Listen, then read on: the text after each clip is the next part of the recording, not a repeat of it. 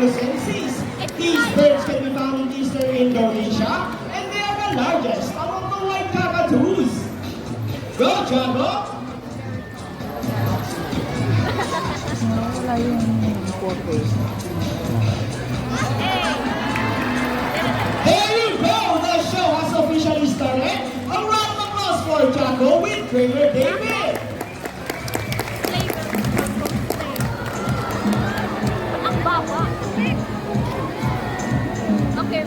Happy holidays, everyone, and welcome to Manila Ocean Park All-Star Bird Show with me, Trainer Francis. Now, guys, here's an object that I will hide under one of these silver cups. Where do you want me to put this hidden object? On your left, on your right, or here in the middle? Which side? Left, right, or middle? Alright, so let's put it right. Now, let's start our psychic bird, Dazzle. Dazzle is our most requested cockatoo. Scientific name is Kakatuwa malalita. Common inhabitants are open woodlands and forest areas along the east coast of Australia. They are very loud birds and can mimic almost any sound. They typically feed on seeds, nuts, fruits such as durian, papaya, rambutan, and they also love corn. Now guys, do you think Dazzle has the ability to find hidden object? Well, if yes, say you can do it, Dazzle! Go, Dazzle! Find the hidden object for us! And he found it! A round of applause for Dazzle with Trainer April!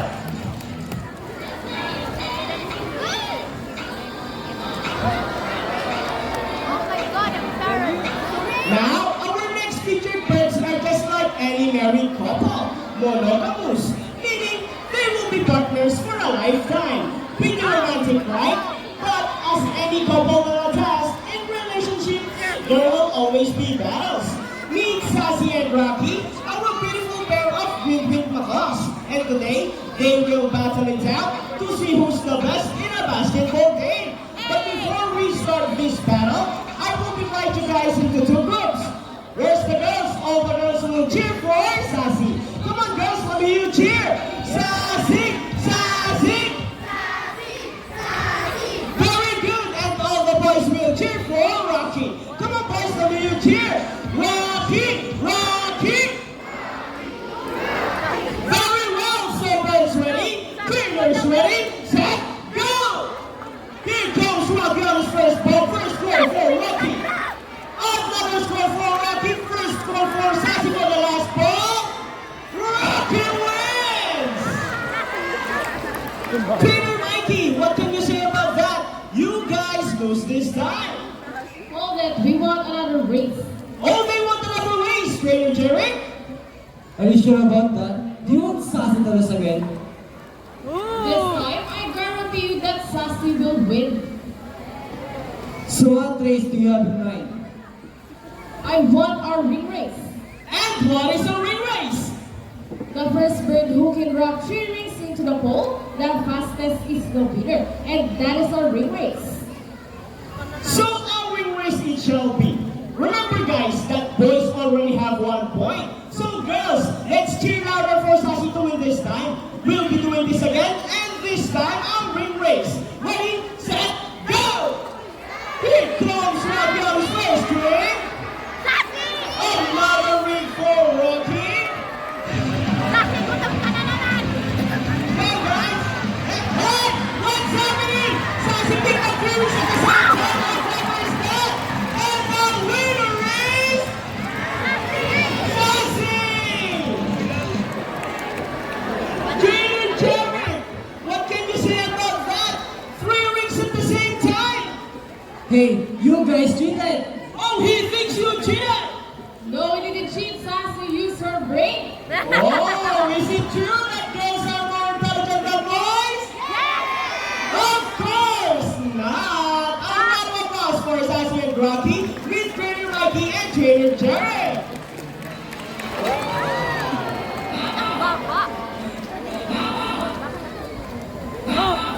Parrots in particular are known to be intelligent and perceptive. That's why we continue to enhance their skills and not get bored. So here is Sassy, our queen Mako, and today she will show us how intelligent she is by putting the shapes back into the correct slots. Just like Sassy, queen Makos are from South America. They are known to be the gentle giants of the parrot family. It is because they are the second largest next to the highest Makos. Go Sassy! They can grow up to 92 centimeters in length and can live up to 80 years old. Try again, Sassy.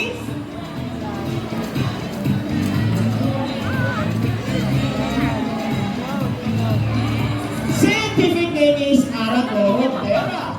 They usually feed on seeds, nuts, salt, and minerals along the river banks. Go, Sassy, for the last shape.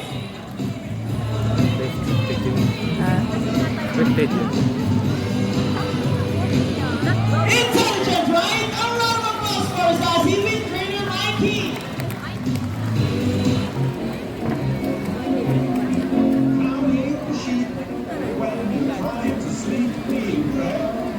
Now guys, who loves math? Everyone here knows addition, right? Because this next part of our program will leave most people baffled and amazed. Even us trainers, do you think birds can do math? Well, before we call in our mathematical wizard, I'll be needing two numbers between 1 to 15. Any numbers between 1 to 15? Alright, so the first number is number 8. How about the second number? 12. Alright, so the second number is number 10. So the equation is 8 plus 10. Let's see if our mathematical wizard can solve this equation. But first, Trainer Rochelle will shuffle the numbers.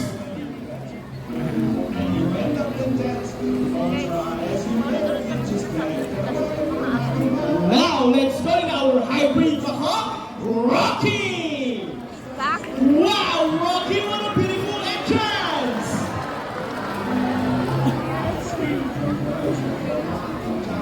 Go, Rocky! And he gets the first number correct! Off to the second number. Rocky loves numbers.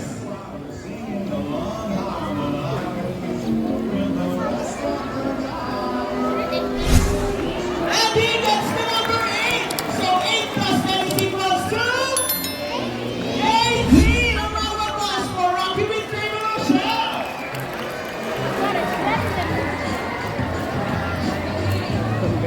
Now guys, we need an adult volunteer with 500 peso bill. Anyone who wants to be our lucky volunteer for today, just raise your hands up and my co-trainer will pick one. Alright, we got one already. You will notice that the birds in our show are mostly parrots. It is because they are highly intelligent, charismatic, colorful, and musically inclined. They have a very good memory and can remember even the smallest details.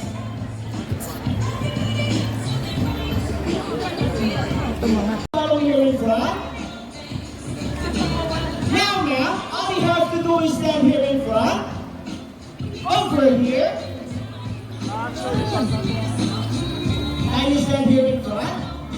Facing this way. And extend your left arm just like this. As I put your money between your fingers.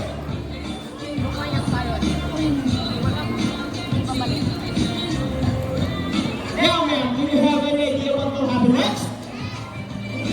Let's see. Now, let's go in our money bird, Buddy. Buddy is also our Malukan Kakatu. Buddy flies over. But you know. He's thinking about it. Oh, he gets the money and flies back. And I think Buddy just don't make the number.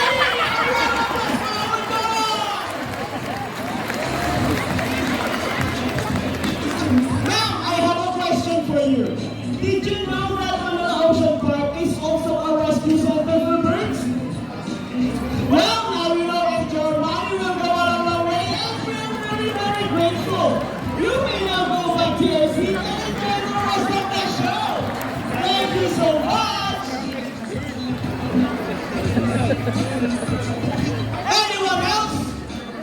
2,000 pesos on this time. No more? Miss Mutia, excuse me, are you okay? Are you sure? Why do you look so sad? No, ma'am, we're just kidding. It's all part of our show. Please come back here in front and we'll bring your money back. Oh, yung baka nyo!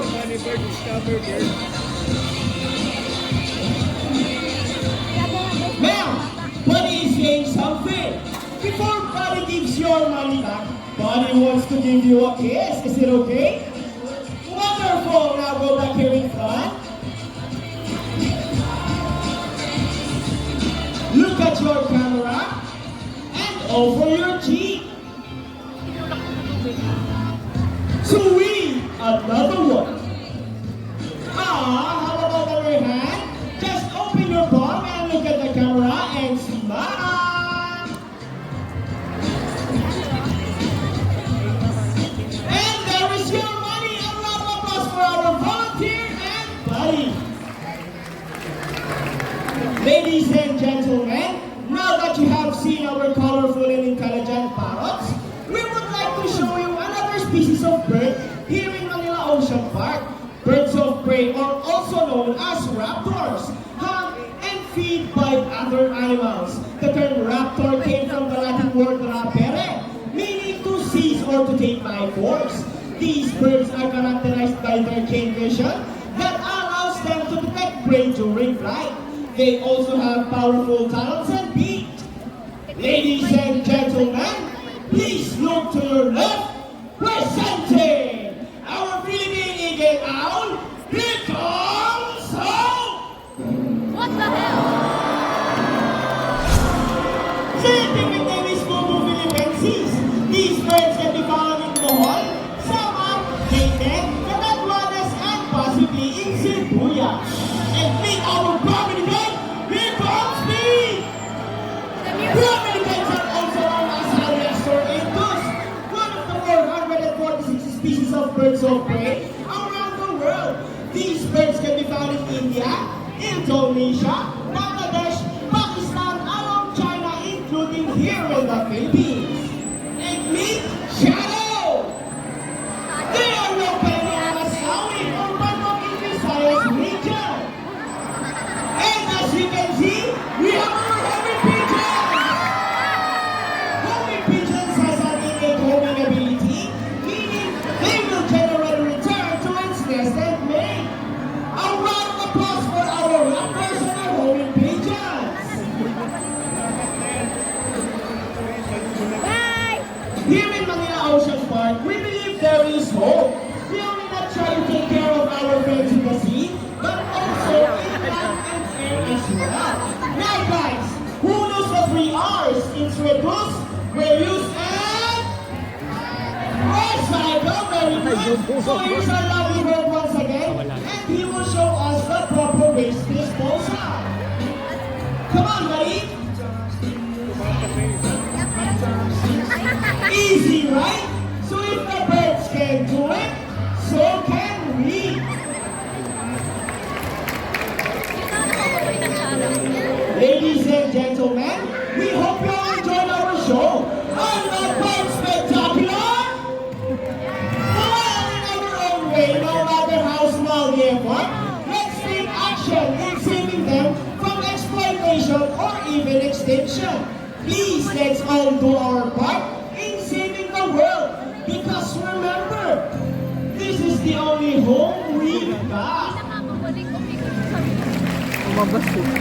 Now, let me present to you the birds and the trainers who made this show possible. Trainer April with Buddy. Trainer Rochelle with Home. Trainer Mikey with Speed. Trainer Jerry with Rocky. And once again, I am Trainer